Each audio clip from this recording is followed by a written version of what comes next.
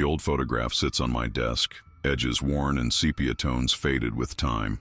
Two identical faces stare back at me, their expressions eerily similar, right down to the slight tilt of their heads. Twins, without question. The date scrawled on the back reads, June 17, 1920. What makes this photograph remarkable isn't just its age, but what I discovered when I began researching the family it belonged to. According to every official record, only one of these girls ever existed. Welcome to Shadow Frames, where forgotten images reveal their darkest secrets. Tonight's story begins in a small New England town called Milfield, a place where old money and older secrets have coexisted for generations. I came across this photograph while clearing out my grandmother's attic after her passing last month. A collection of family albums spanning back to the late 1800s, carefully preserved in cedar chests and labeled with meticulous handwriting.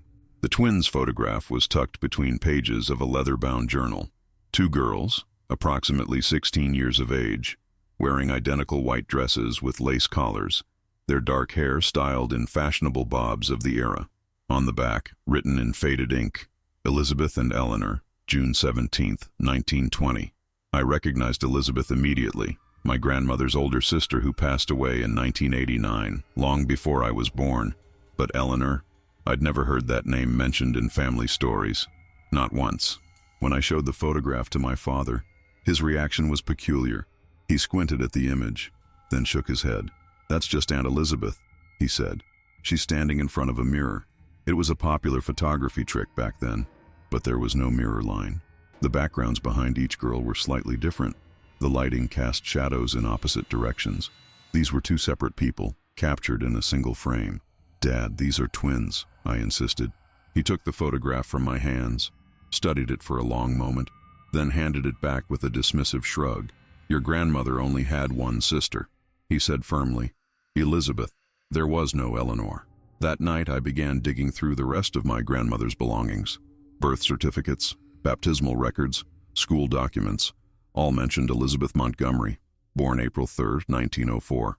Not a single piece of paper acknowledged the existence of an Eleanor Montgomery. I expanded my search to county records, census data, newspaper archives. Elizabeth appeared everywhere. School honor rolls, a wedding announcement from 1926 when she married Charles Whitmore, birth notices for her 3 children. Eleanor Montgomery did not exist, not officially. Yet there she was, staring back at me from that photograph, identical to Elizabeth in every way. The mystery deepened when I found a small address book among my grandmother's things. Inside, written in shaky handwriting that suggested it was added when she was elderly, was a name and address. Meredith Fleming, 42 Sycamore Street, Harlow, Massachusetts. Beneath it, my grandmother had written, "Knows about E.E. E.E., Elizabeth and Eleanor."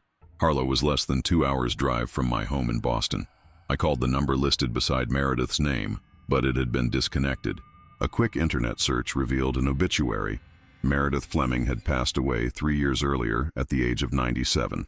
The obituary mentioned she was survived by a daughter, Catherine, who still lived in Harlow. I drove there the following weekend, the photograph safely tucked inside my jacket pocket.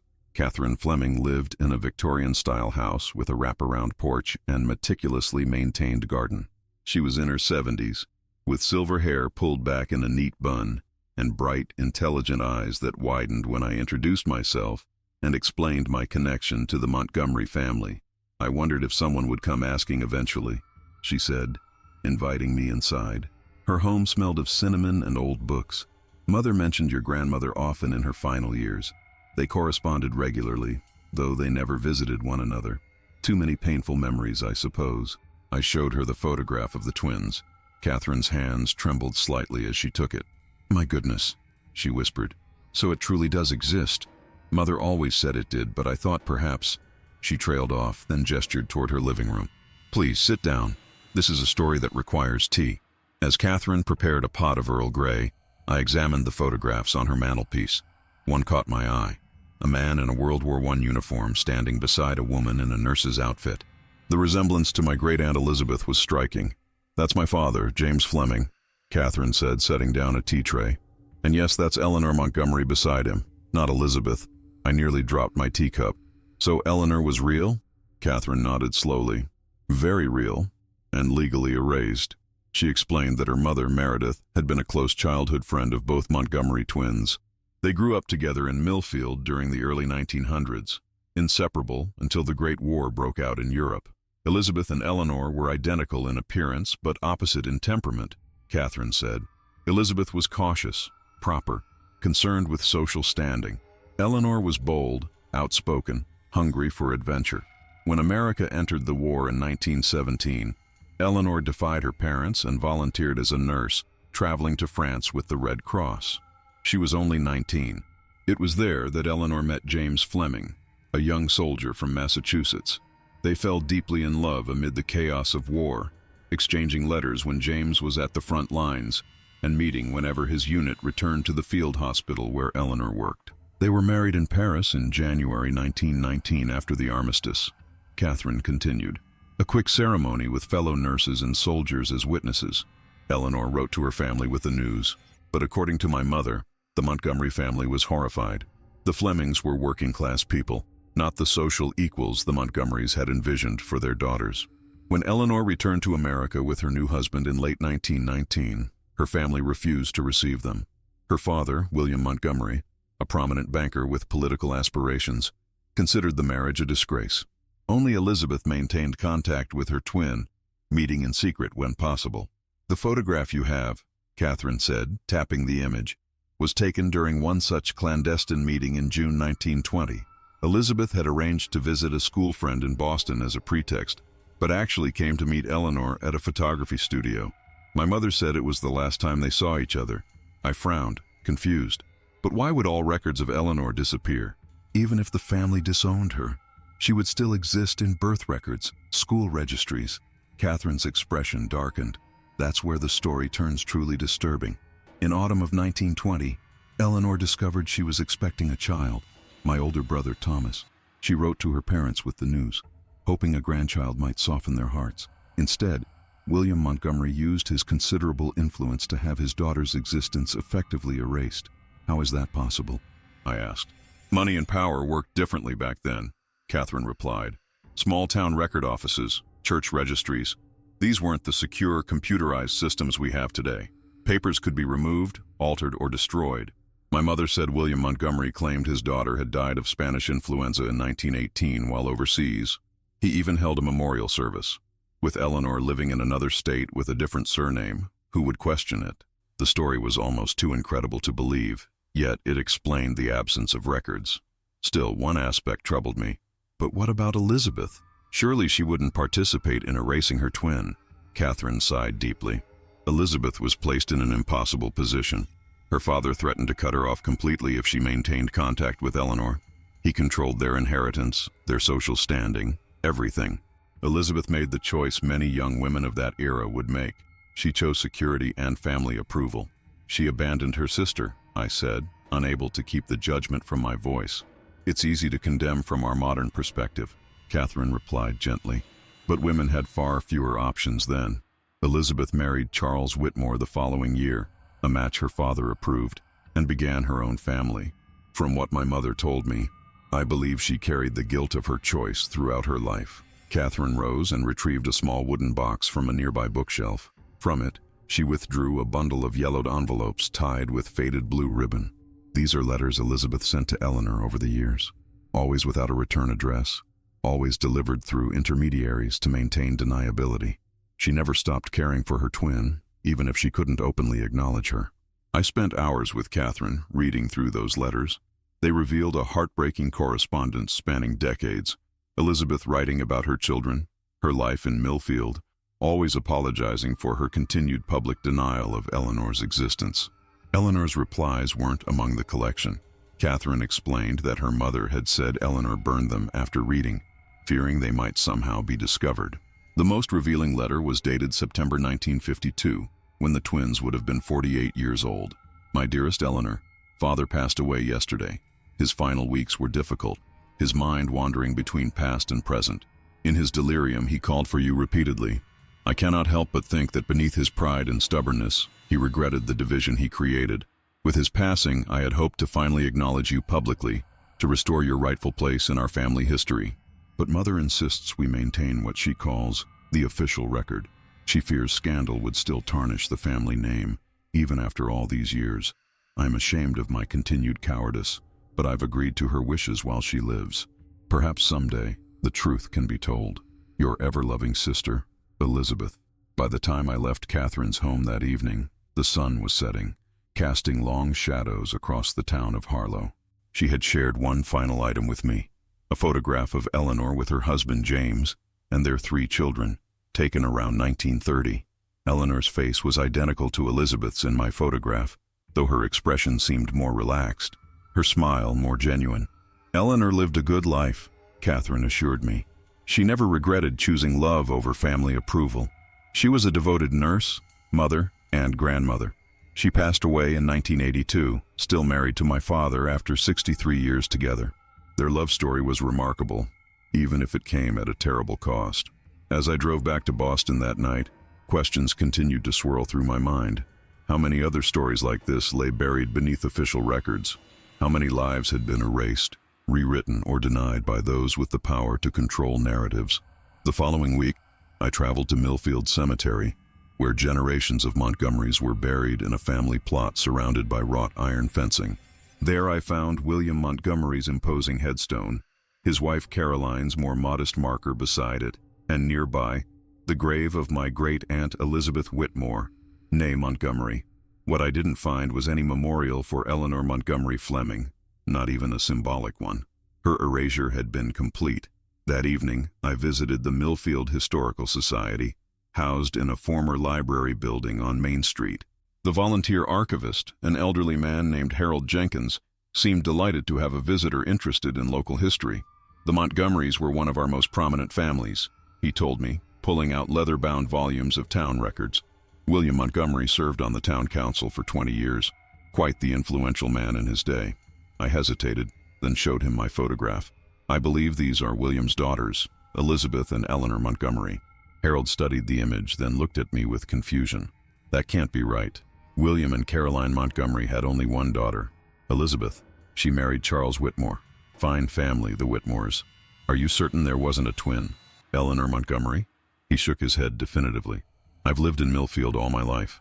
My father was the town doctor who delivered most babies born here between 1895 and 1940. I've cataloged every birth, death, and marriage record for the Historical Society. There was only one Montgomery daughter. Before leaving, I asked to see the town's birth records from 1904. Harold retrieved a large, dusty volume from a locked cabinet. Together, we found the entry for April 3, 1904. Elizabeth Ann Montgomery, daughter of William and Caroline Montgomery. No mention of a twin, no Eleanor. As I turned to leave, Harold called after me. "Young man, you might want to speak with Irene Blackwood. She'll be at the senior center tomorrow morning. She's 103 years old and sharp as a tack. If anyone would remember the Montgomery family from those days, it would be Irene." The Milfield Senior Center was a modern building that contrasted sharply with the town's colonial architecture. Inside, I found Irene Blackwood engaged in a fiercely competitive game of chess with another resident. Despite her advanced age, her eyes were clear and alert, her movements deliberate and precise. When I mentioned the Montgomery family, a flicker of recognition crossed her face. When I showed her the photograph, her reaction was immediate and visceral. She nearly knocked over her chess pieces reaching for it. "Where did you get this?" she demanded, her voice stronger than I expected. I explained my connection to the family, how I'd found the photograph among my grandmother's possessions. Irene requested we move to a more private corner of the room. Once seated, she studied the photograph again, her gnarled fingers tracing the outlines of the 2 identical faces. "I was 14 years old when this was taken," she said finally. "I worked as a maid in the Montgomery household after school and on weekends. My mother was their cook." "Then you knew them both, Elizabeth and Eleanor?" I asked eagerly. Irene nodded slowly. "Oh yes, identical in face but not in spirit. Elizabeth was the obedient one, always seeking her father's approval. Eleanor was wild, always climbing trees in her fine dresses, sneaking books her father disapproved of, questioning everything. Mr. Montgomery adored Elizabeth and seemed perpetually disappointed in Eleanor." "What happened to Eleanor?" I asked. "Why was she erased from the records?" Irene looked around cautiously, as though William Montgomery might still be listening from beyond the grave. "She defied her father by going to France during the war. The Montgomerys told everyone she was doing charity work with the Rockefeller Foundation. something respectable. But she was actually working in field hospitals near the front lines. Mr. Montgomery was furious when he found out, especially when her letters home described the horrors of war. He was a staunch supporter of America's involvement, you see, and her accounts contradicted his public statements. Irene continued, explaining how Eleanor's marriage to James Fleming was the final straw. Not only was Fleming of a lower social class, but he held progressive political views that opposed everything William Montgomery stood for. When they returned to America, Mr. Montgomery told Eleanor she had two choices. She could renounce her marriage, return home, and eventually be matched with a suitable husband of his choosing, or she would be disowned completely. And she chose her husband, I said. Without hesitation, Irene confirmed. I remember her last visit to the house. She came when she knew her father would be at his bank. Mrs. Montgomery wept. Elizabeth pleaded with her to reconsider, but Eleanor stood firm. She said, I've seen too much of life and death to live a lie. That was the last time she set foot in that house. What Irene told me next confirmed Catherine Fleming's account, but added disturbing details. After Eleanor left, Mr. Montgomery seemed possessed by the need to erase her completely. He removed her photographs from the family albums. He had her name chiseled off the family Bible. He even burned her letters from France in the fireplace while drinking brandy one night. I know because I had to clean the ashes the next morning. But official records, birth certificates, school registries, how did he alter those? I asked. Money and influence, Irene said simply. He was on the board of the hospital where the twins were born. He donated generously to the church where they were baptized. The town clerk owed him significant debts. People were willing to look the other way, to make alterations or lose certain documents. Those who might have questioned it, well, their livelihoods often depended on William Montgomery's good graces. And everyone in town just accepted this fiction, that Eleanor never existed. Irene's eyes clouded with old pain. People knew, they whispered, but publicly, no one dared contradict him. In small towns like Milfield, social consensus is a powerful force. After a while, I think some people truly convinced themselves there had only ever been one Montgomery daughter. The human mind is remarkably adaptable when conformity is required. She handed the photograph back to me. William Montgomery couldn't bear the public embarrassment of a daughter who rejected everything he valued, so he chose to pretend she never existed rather than acknowledge her choices. A monstrous act of ego, dressed up as protecting the family name. Before I left, Irene shared one final detail, one that sent a chill through me. There was a third photograph taken that day, she said. The photographer took individual portraits of each twin, then the one you have of them together. Elizabeth kept her individual portrait in her bedroom. Eleanor took hers when she left, but the joint portrait, Mr. Montgomery found it among Elizabeth's things months later. He was enraged. He burned it in front of Elizabeth as punishment. But this is that photograph, I said, confused. The joint portrait. Irene smiled mysteriously. Is it?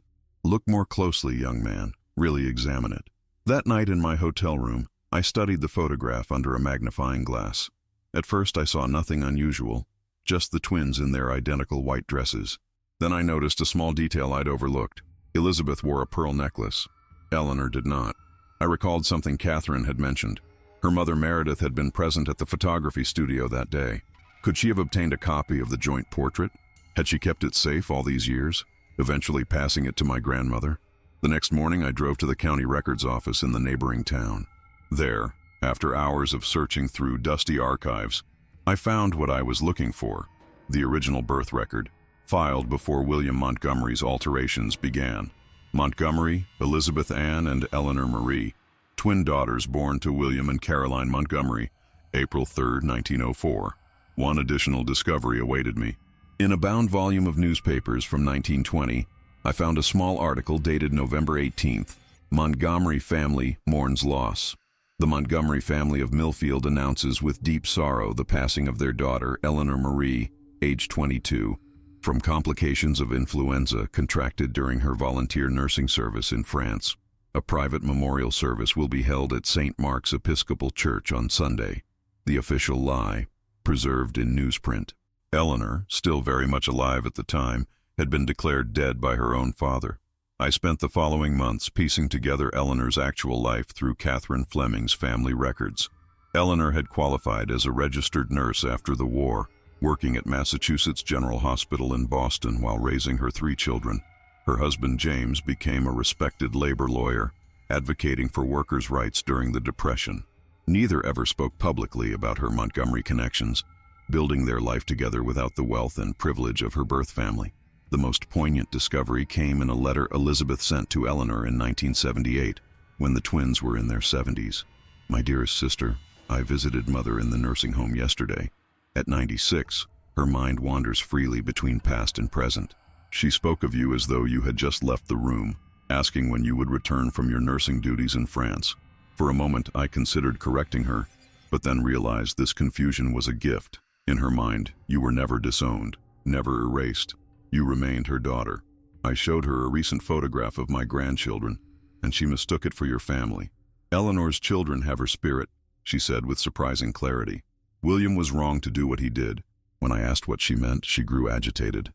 "The lies," she whispered. "All the lies we told. God forgives, but do our children?" I write this with tears blurring my vision. After all these years of silence and separation, it seems our mother's final thoughts turned to reconciliation. Too late for this world, perhaps, but I find some comfort in it nonetheless. Your ever-loving sister, Elizabeth.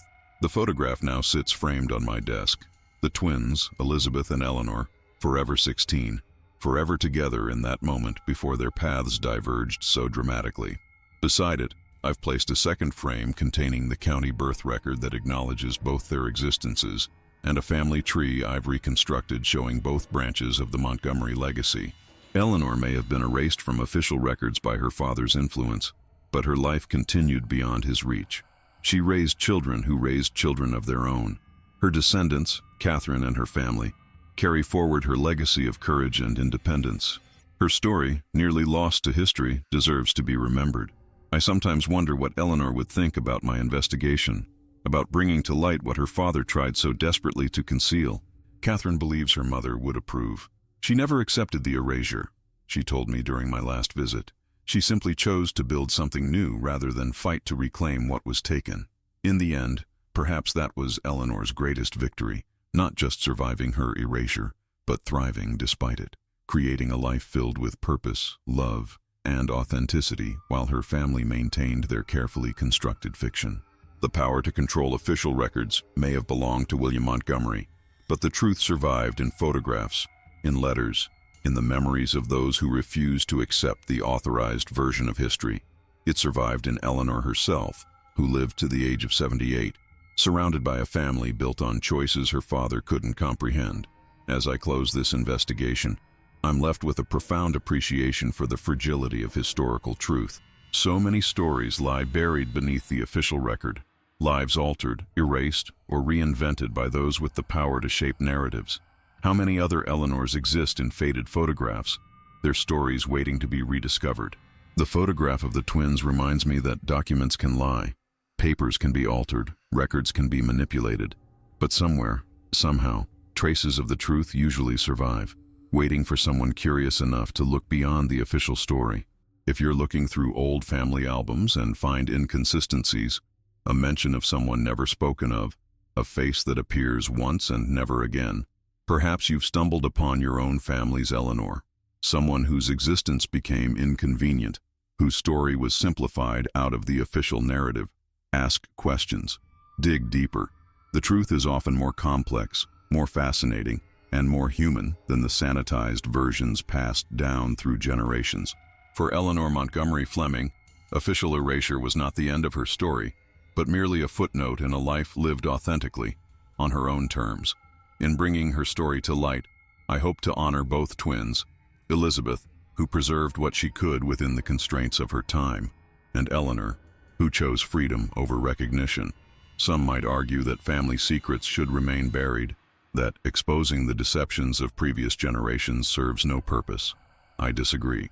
Understanding our true history, acknowledging the full complexity of those who came before us, this is how we learn, how we grow, how we avoid repeating the same patterns of control and erasure. William Montgomery's attempt to rewrite history ultimately failed. A century after he began his campaign to erase his daughter, her story has emerged. The photograph he tried to destroy survived. The truth outlived the lie.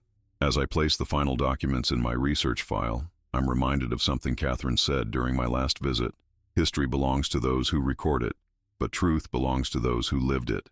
The twins in the photograph, Elizabeth and Eleanor Montgomery, both lived their truths, different as those truths were. One accepted the boundaries set by family and society, one defied them. Neither path was easy. Both deserve to be remembered. So the next time you look at old photographs, remember that each face has a story, and some of those stories might contradict everything you've been told. The official record is powerful, but it isn't always true. Sometimes the most important pieces of history are the ones that were never meant to survive. This has been Shadow Frames. Remember, every photograph tells a story, but not always the one written in the history books. If you enjoyed this exploration of hidden history, please like and subscribe for more forgotten stories brought back into the light. Until next time, look closely at the shadows. That's where the truth often hides.